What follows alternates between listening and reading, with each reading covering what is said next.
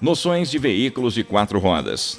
Por que é importante para um condutor ter conhecimento básico da mecânica de um veículo? Segundo o Código de Trânsito Brasileiro, ele é obrigado a conservar o veículo em perfeitas condições de uso, devido a infrações e penalidades previstas para veículos em mau estado de funcionamento e conservação. E, como qualquer máquina, o veículo está sujeito a falhas. Instrumentos do painel. O painel de instrumentos é projetado de modo a informar ao condutor as principais condições de uso e funcionamento do veículo. O tipo, a quantidade e qualidade dos instrumentos variam muito de um para o outro, e a descrição completa do painel é encontrada no manual do veículo. Os instrumentos que encontramos em quase todos os painéis são: velocímetro, indica a velocidade que o veículo está desenvolvendo, é o único obrigatório. Odômetro total, indica quantos quilômetros o veículo percorreu desde a fabricação. Odômetro parcial, indica quantos quilômetros o veículo percorreu desde a última vez que foi zerado. Manômetro, indica a pressão do óleo lubrificante do motor. Termômetro, indica a temperatura da água de arrefecimento do motor. Voltímetro amperímetro, indica a tensão da corrente do sistema elétrico. Tacômetro, conta giros, indica o número de rotações do motor por minuto. Pisca-alerta, carga do alternador, bateria, pressão do óleo do motor, temperatura do líquido de arrefecimento, superaquecimento do motor, nível do fluido de freio, freio de estacionamento, freio de mão. Indicadores de direção, lanternas, acionamento das lanternas e faróis, farol alto, farol baixo, farol alto, farol baixo, comutador dos faróis, nível de combustível, lavador do vidro traseiro, temporizador do limpador do vidro traseiro, limpador do para-brisa, lavador do para-brisa, ventilação forçada, ventilador, desembaçador do vidro traseiro, acendedor de cigarros, distribuição do ar para as aberturas superiores, distribuição do ar para as aberturas frontais e inferiores, distribuição do ar para as aberturas inferiores. O motor. O motor é a fonte de energia do automóvel, transforma a energia calorífica produzida pela combustão da gasolina em energia mecânica capaz de movimentar as rodas. A mistura gasosa é formada no carburador ou na injeção eletrônica, nos motores mais modernos, admitida e queimada nos cilindros. Os pistões, que se deslocam dentro dos cilindros, aspiram a mistura para o interior do cilindro, comprimem a mistura e é depois inflamada por uma centelha elétrica. À medida que a mistura se inflama, ela se expande e empurra o pistão para baixo. Com o impulso da árvore de manivelas, o pistão se desloca mais uma vez no interior do cilindro para liberar, expulsar os gases resultantes da queima da mistura ar mais combustível. Os pistões estão ligados ao virabrequim pelas bielas e a árvore de comando de válvulas, movida pelo virabrequim, aciona as válvulas de admissão e escape situadas geralmente na parte superior de cada cilindro. A energia inicial necessária para funcionar o motor é fornecida pelo motor de arranque. Um motor funciona em ciclos e cada ciclo tem 4 tempos, chamado de ciclo de Otto, que são: 1. Admissão. A válvula de admissão se abre, o pistão desce e aspira para dentro do cilindro a mistura ar mais combustível. 2. Compressão. O pistão sobe e comprime a mistura no interior do cilindro. Nesse tempo, as válvulas de admissão e escape estão fechadas. 3. Explosão. Uma centelha elétrica vinda da vela de ignição provoca a centelha elétrica que inflama essa mistura, e a força produzida por essa explosão empurra o pistão para baixo. Nesse tempo, as válvulas de admissão e escape estão fechadas.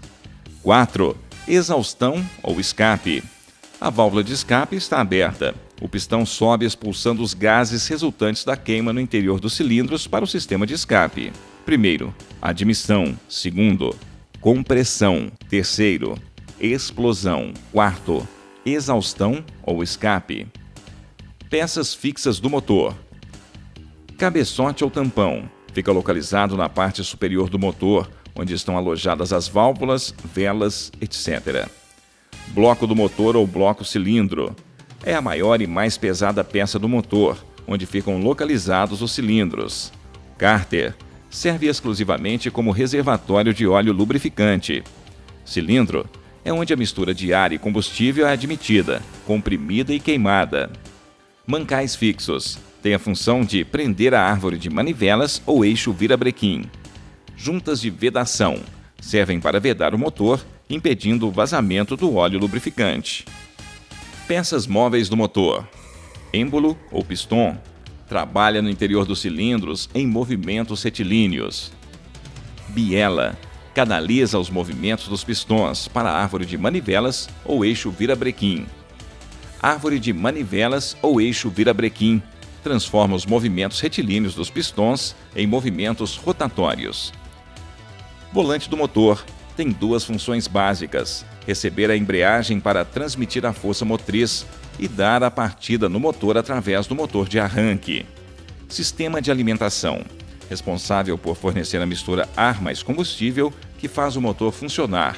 Ela é fornecida pelo carburador ou injeção eletrônica. Esse sistema tem como componentes o tanque de combustível, conexões e tubulações, filtros e bomba de sucção. Carburador.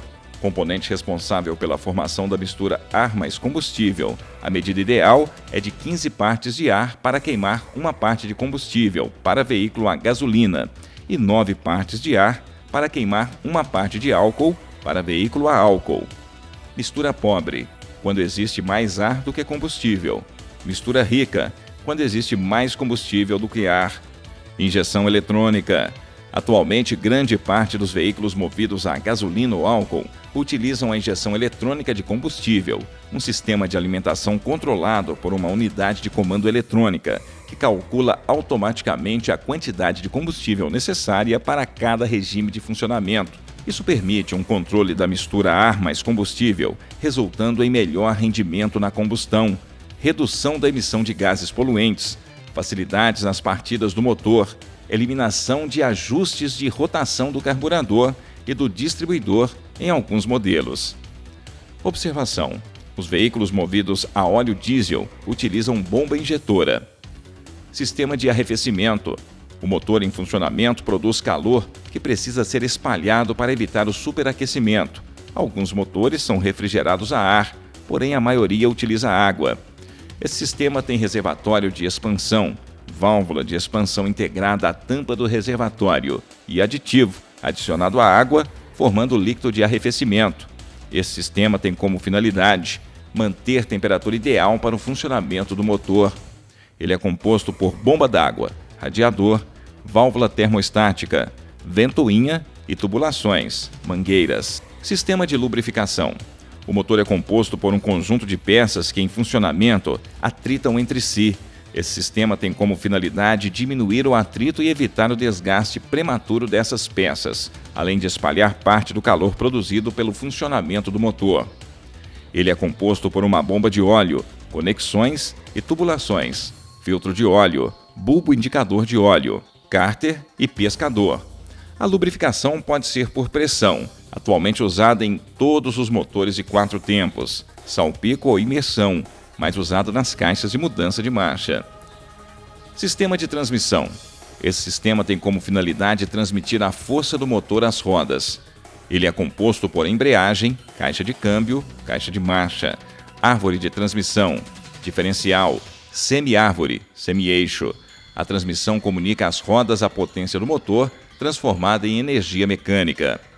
A embreagem, situada entre o volante do motor e a caixa de câmbio, permite desligar a energia motriz da parte restante da transmissão, quando acontecem as trocas de marchas. Função da caixa de câmbio.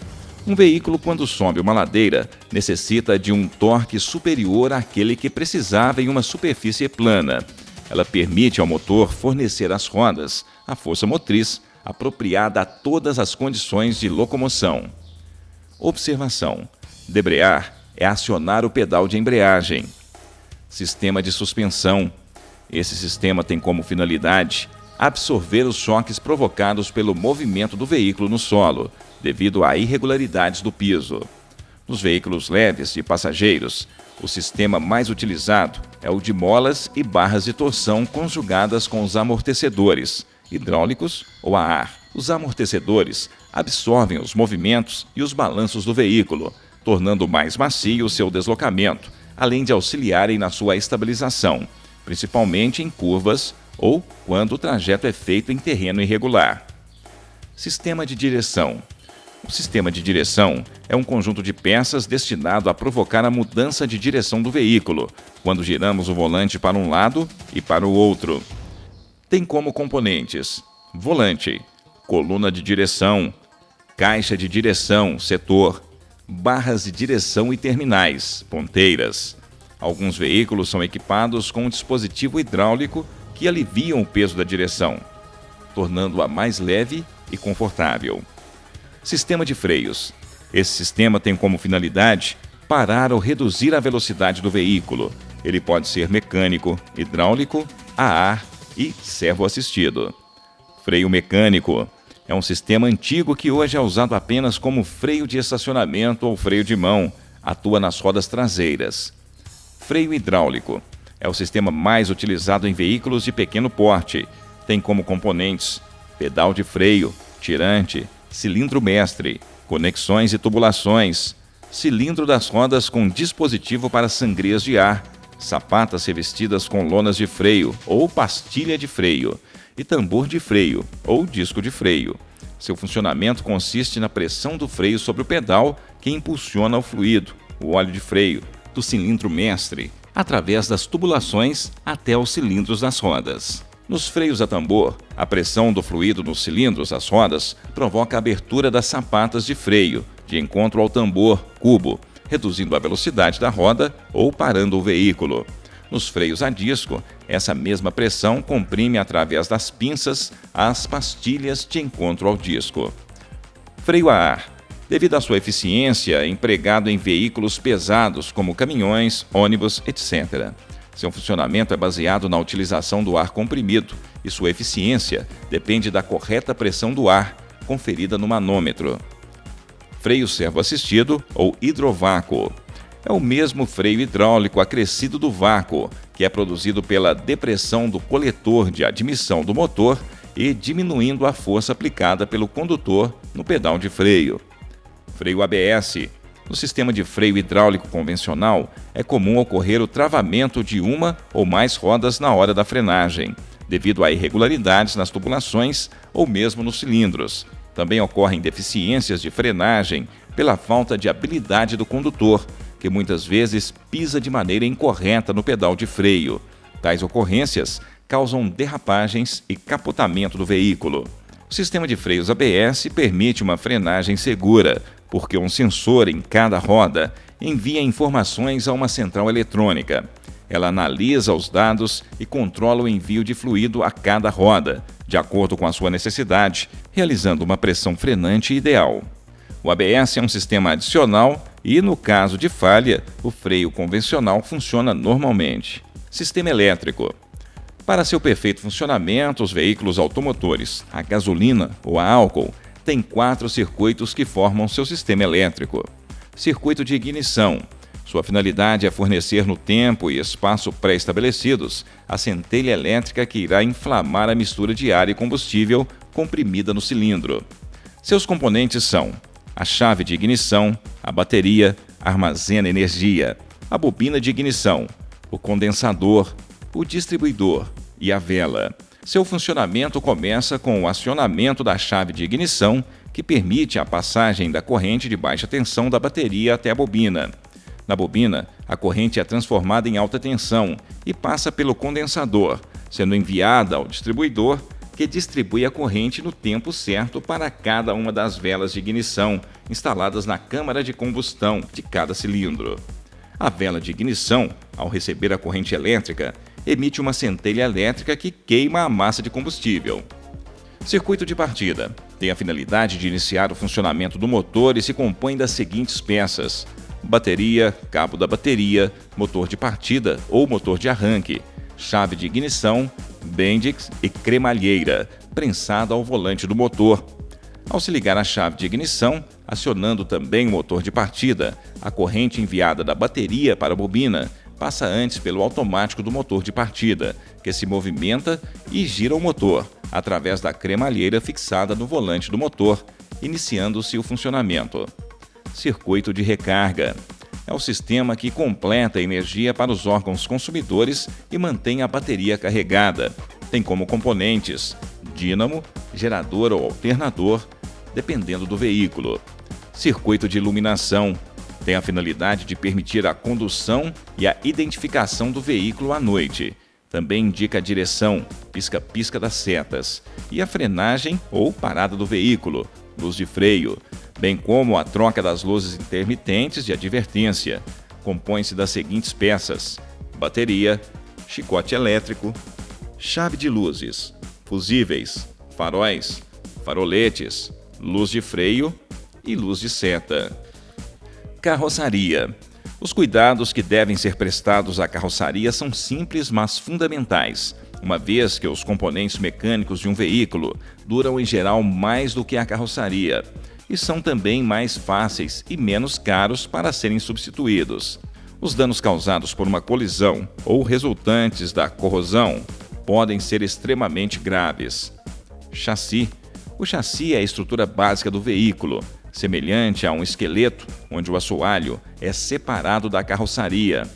Nele são fixados todos os componentes do veículo, como a carroceria, o motor, a suspensão e os outros acessórios.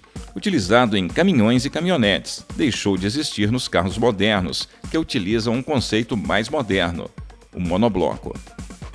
Monobloco é um tipo de estrutura integral construída a partir da carroceria do carro, ou seja, das chapas de metal ou de compostos químicos como o Kevlar, a fibra de vidro, a fibra de carbono e outros. Sistema de descarga ou escape é o conjunto de tubos fabricados em ferro fundido e chapas finas de aço, que se interligam, formando um só caminho e com a função de eliminar os gases produzidos no motor e diminuir os ruídos produzidos por seu funcionamento. Componentes de um escapamento. Tubo coletor tem a função de receber os gases emitidos pelo motor. Catalisador é um dispositivo localizado no sistema de escapamento que auxilia a reduzir a poluição dos gases, transformando-os em substâncias menos tóxicas. Tubulações tem a função de conduzir os gases. Silencioso intermediário tem a função de reduzir os efeitos das explosões do motor. Silencioso traseiro tem a função de diminuir a velocidade de expansão dos gases que são expulsos, reduzindo, desse modo, as vibrações e ruídos provocados pela combustão nas câmaras do motor, que já foram diminuídas pelo silenciador intermediário. Pneus. Os pneus são compostos por bandas de rodagem, carcaça de lona, talões e flancos. Conforme a disposição dos fios e reforços das lonas, o pneu pode ser radial ou diagonal. Veja como ler as medidas gravadas na lateral do pneu. Largura do pneu. Altura da banda. Diâmetro interno. Veja como ler as medidas gravadas na lateral do pneu. 185, largura do pneu, é igual a 185 mm. 60, altura da banda, proporcional à largura, igual a 185 por 60%, igual a 111 mm. R14, diâmetro interno do pneu, R14 é igual a 14 polegadas. O extintor de incêndio. O novo modelo tipo ABC foi desenvolvido para apagar incêndios das classes A, materiais sólidos, B, líquidos inflamáveis, C, equipamentos elétricos energizados, o que acrescenta a extinção do fogo dos materiais sólidos combustíveis como estofamentos, revestimentos, painéis, tapetes e pneus. Onde deve ficar instalado o extintor de incêndio? Na parte dianteira do habitáculo do veículo, ao alcance do condutor. Como funciona o extintor? O extintor de incêndio é um equipamento de fácil manuseio, cujo princípio de funcionamento é semelhante ao de um spray de tinta comum, ou seja, deve estar pressurizado. Não pode ser usado deitado ou de cabeça para baixo. Utilize sempre na vertical. Possui uma válvula que, quando acionada, permite a descarga do agente extintor. Há uma distância certa para uso, nem muito perto, nem muito longe. Como conservar o extintor? Por tratar-se de um equipamento pressurizado e que possui validade, é ideal que o extintor seja verificado mensalmente, ou no mínimo com a mesma frequência com que são verificados o nível do óleo do motor, da água do radiador, pressão dos pneus e etc. Quando trocar o extintor? Existem 3 maneiras de identificar a hora da troca do extintor. 1. Após o uso. 2. Se apresentar alguma irregularidade. 3. No vencimento do teste hidrostático, cuja validade é de 5 anos. Funcionamento básico. 1. Puxe o lacre para destravar a válvula. 2. Aponte o jato para a base do fogo. 3. Aperte o gatilho até o fim. 4. Movimente o jato em forma de leque, de um lado a outro. O que é o incêndio? O fogo fora de controle é chamado de incêndio e caracteriza-se pelo tipo de material em combustão e estágio em que se encontra. Existem 3 classes de incêndio mais comuns, identificadas pelas letras A, B e C. Classe A ocorre em materiais sólidos como plástico, tecido, borracha, madeira e etc. Classe B ocorre em líquidos inflamáveis como gasolina, óleo, álcool e querosene. Classe C inicia-se em equipamentos elétricos energizados como baterias e parte elétrica do carro. Como o princípio de incêndio acontece? A má conservação dos veículos e a imprudência dos motoristas são as principais causas para a ocorrência de princípios de incêndio. Depois, são os defeitos em peças ou componentes. Causas mais frequentes: consertos ou instalações mal realizados, desgaste ou defeito em peças e componentes, erro ou falha humana, acidentes. Como prevenir incêndios? Realize manutenções preventivas periódicas nos sistemas de arrefecimento, de alimentação de combustível, de lubrificação e elétrico. Evite adaptações ou improvisos em instalações. Nunca se distraia com cigarro, alimento, celular, animais de estimação quando estiver ao volante.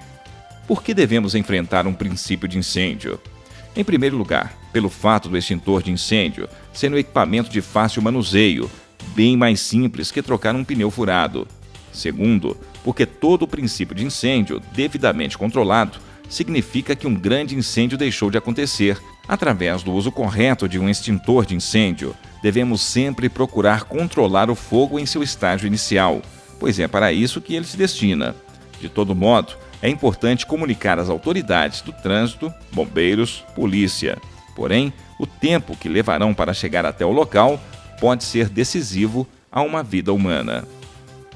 Como controlar um princípio de incêndio? 1. Estacione o veículo em local seguro. Desligue o carro para cortar a corrente elétrica. Retire o extintor do suporte.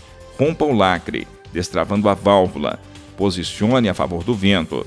Aproxime-se do foco de incêndio com cuidado. 2. Com o extintor na posição vertical, encaixe o bico da válvula através de uma pequena abertura do capô do motor. Acione a válvula para provocar o abafamento do fogo. 3. Levante o capô do motor e continue descarregando o extintor até o fim. Ataque a base do fogo.